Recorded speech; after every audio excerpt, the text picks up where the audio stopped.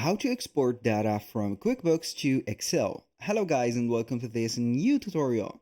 In today's video, I'm going to show you how simple and easy it is to export data or specific reports from QuickBooks to your Excel file.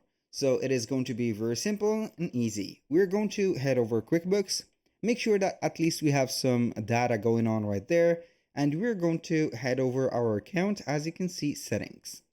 Once you have clicked on settings, we're going to head over the tools. From this menu or the sub menu of the tools, we're going to click on export data. From the export in center, it is going to apply or show you this one. Now, either you're going to export a report or also a list.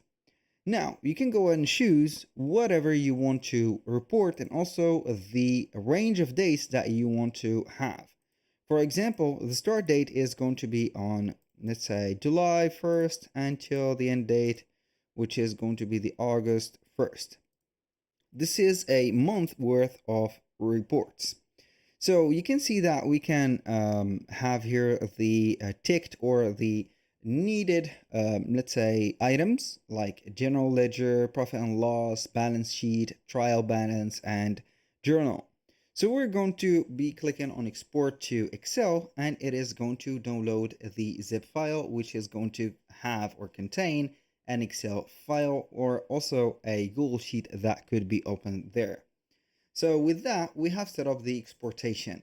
You can go ahead and repeat this process, which is going to have also the lists. So you can go ahead and head over the list and select the customers, employees, and suppliers that you're going to have them right away.